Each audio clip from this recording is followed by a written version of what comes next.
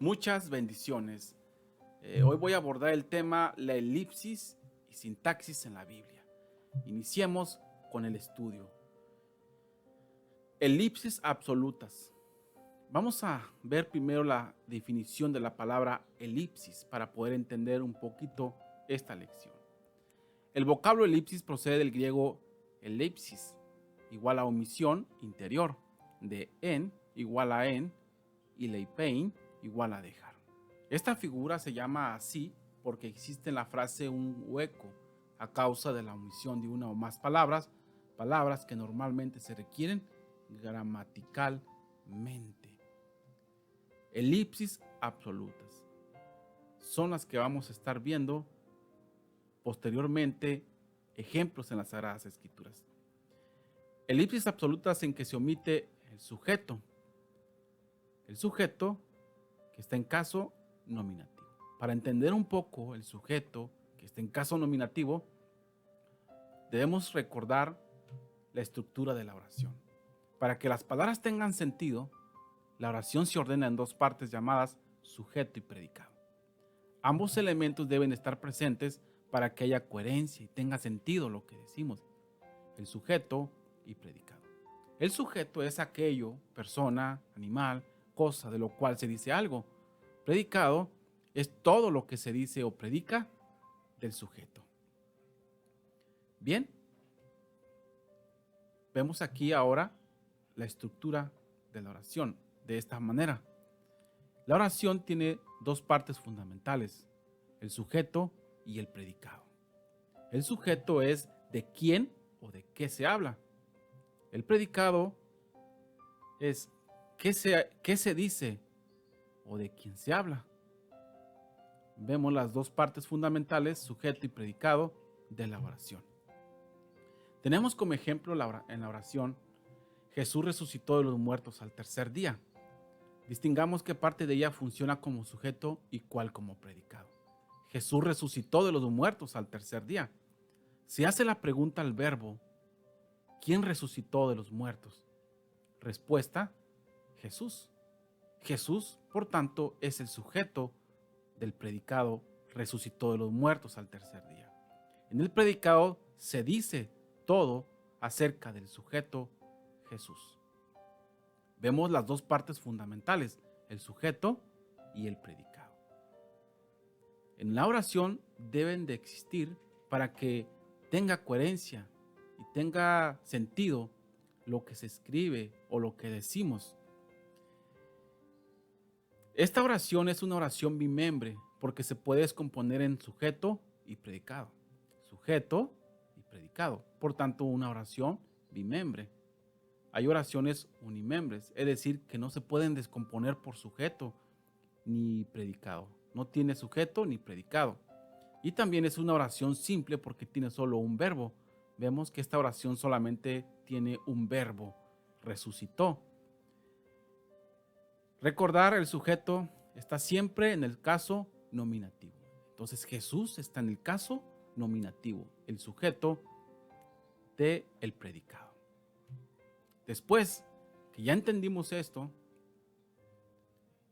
vimos la estructura y poder distinguir el sujeto y el predicado, vamos a entender perfectamente las elipsis en las Sagradas Escrituras. Veamos el primer ejemplo en las Sagradas Escrituras de las elipsis, el Salmo 105, versículo 40. Pidieron e hizo venir codornices y los sació de pan del cielo. Pidieron e hizo venir. Hay dos verbos, el verbo pidieron e hizo venir. Bien, por tanto, pidieron es el predicado. Pero si le hacemos la pregunta al verbo, como lo hicimos en este ejemplo, le hicimos la pregunta al verbo resucitó, ¿quién resucitó de los muertos? Claramente se entiende que Jesús. Si le hacemos esta misma operación a este predicado y le preguntamos, pidieron, ¿quiénes pidieron? No existe el sujeto entonces de esta oración, si podemos decir así. Por tanto, el sujeto está omitido. También, pues la elipsis, la omisión, el hueco que existe en esta frase u oración. De igual manera, le hacemos la pregunta al predicado del verbo hizo venir. Le preguntamos, ¿quién hizo venir? En este caso, codornices. No está el sujeto, por tanto el sujeto omitido. Y aquí la elipsis, el hueco, la palabra, no existe. En esta versión Reina Valera 60. Ambos verbos están en la tercera persona, pero se diferencian porque uno está en plural y el otro está en singular. Esto indica que cada predicado tiene su sujeto. Entonces, si lo hacemos de esta forma, como está abajo, le hacemos la pregunta al predicado, ¿pidieron? ¿Quiénes pidieron? Podemos suplir la elipsis o el sujeto omitido y podemos ponerle el pueblo, ya que se entiende perfectamente en el contexto o los versículos anteriores que fue el pueblo los que pidieron. Entonces se completa la oración y se entiende mucho mejor. Ahora sí vemos las dos partes fundamentales en esta oración, el predicado y el sujeto, para que pueda, como dijimos al principio, entenderse mucho mejor. Ahora, le hacemos la pregunta a hizo venir, a este predicado, ¿quién hizo venir? También se entiende claramente en el contexto o los versículos anteriores que Dios fue el que hizo venir codornices. Por tanto, podemos suplir la elipsis y ponerle Dios. Ahora sí existe el sujeto.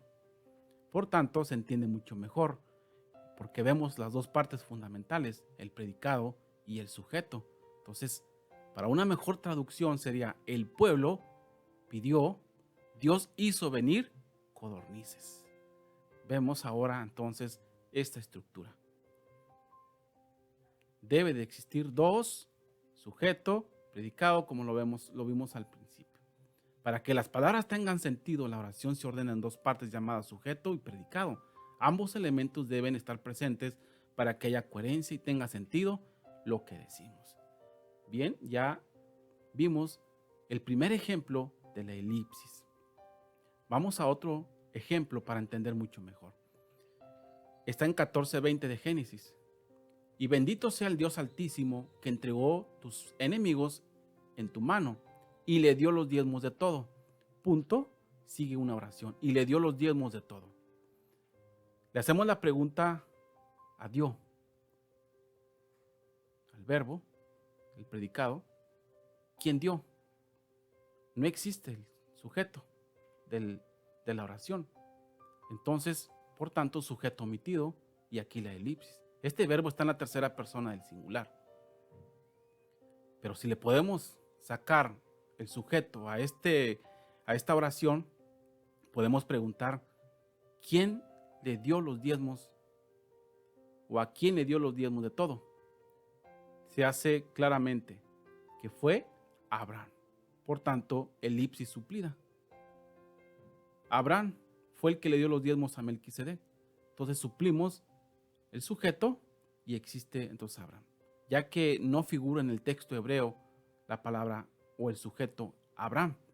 También se entiende por Hebreos 7:4 que fue Abraham el que le dio los diezmos de todo.